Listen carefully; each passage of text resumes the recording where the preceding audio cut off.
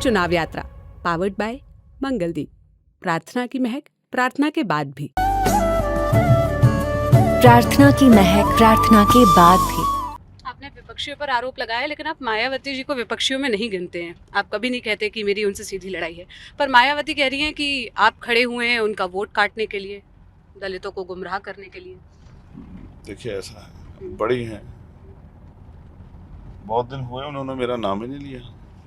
नाम लेती तो फिर मैं कुछ कहता। सवाल ये है कि पहली बात तो मैं बच्चों से नहीं लड़ता हूँ। छोटे बच्चों को मैं समझता हूँ कि वो खिलौने से खेलने के लिए, उनसे नहीं लड़ना चाहिए, वो नादान होते हैं। और कभी मैं बड़ों के सामने बोलता नहीं। अब सवाल ये है कि कब तक दलित की खाल इस देश में खिंचती रहेगी। एनसीआरबी का डाटा जो कहता है महिलाओं से रेप हत्या होती है, तो उन महिलाओं को, उन बेटियों को सम्मान की ज़िंदगी मिलनी चाहिए। इसके लिए सरकार के पास क्या योजना है? और इतनी पुलिस, इंटेलिजेंस, आईबी, तमाम सरकारी अर्धसैनिक बल और बॉर्डर, तमाम जो है आर्मी, सब कुछ होते हुए भी फिर भी कोई बाहर का आदमी है थोड़ा बहन बेटियों का शोषण कर रहा है, क्या कर रहा है। सवाल ये है कि सरकार के पास एजेंडा क्या है महिलाओं को सुरक्षा देने का, सशक्त करने का, या बस चुनावी पुल बांधना है, चुनावी सभाओं में बड़े बड़े भाषण देना ही उनका वो है। मैं समझता हूँ कि अभी महिलाएं भारत में न सुरक्षित है न स्वतंत्र है। 1 साल पहले मटकी छूने पर हत्या हुई, मूछें रखने पर हत्या हुई राजस्थान में, घोड़ी पे बैठने पे आज भी बारात को रोका जाता है। आज भी जो है मंदिर में जाना, अभी मध्य प्रदेश में वाल्मीकि समाज के लोग मंदिर में जाने में रोका गया।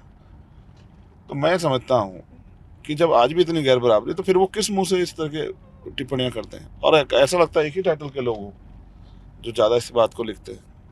तो मुझे ऐसा लगता है कि वो अपनी कलाई खुलने से डरते हैं कि अगर इस देश की वास्तविकता में जातिगत जनगणना हो जाए और आर्थिक गणना भी हो जाए, तो शायद पता लग जाए कि किस जाति पे कितने रिसोर्स हैं, किस जाति को किस चीज़ का लाभ मिला है, जाति के प्रिविलेज का या और तमाम तरह के जो पहले से उनके लोग सिस्टम बैठे उनका लाभ मिला। शायद एक बार जातिगत जनगणना हो और आर्थिक गणना हो तो शायद पता लग जाए कि आरक्षण का लाभ किसको मिला।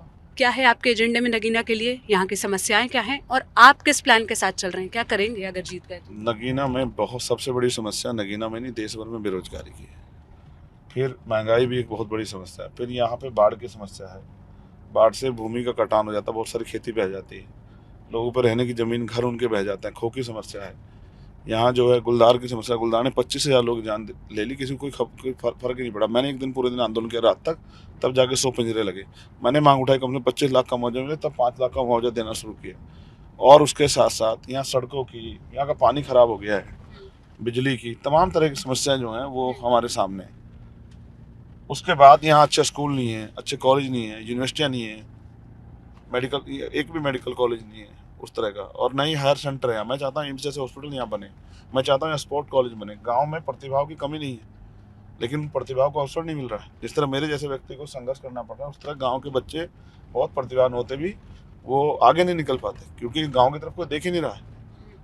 पैसे वालों की खीर हो रही है, गरीबों की तरफ कोई देख ही नहीं रहा। तो जिनके अंदर क्षमता है उनको अवसर मिले, इसलिए यहाँ स्पोर्ट कॉलेज बने, स्पोर्ट यूनिवर्सिटी बने, यहाँ स्पोर्ट को बढ़ावा दिया जाए। उसके साथ साथ जो है यहाँ जो है अच्छे उद्योग धंधे लगे जिससे नौजवानों को रोज़गार मिले।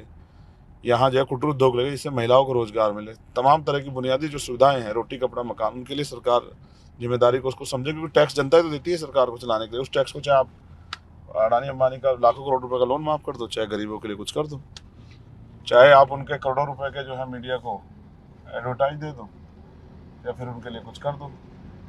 तो ये एक बड़ी लड़ाई है जो आसानी से नहीं जीती जा सकती। उसके लिए राजनीतिक शक्ति की जरूरत है। किसी भी तरह का परिवर्तन बिना शक्ति के नहीं होगा।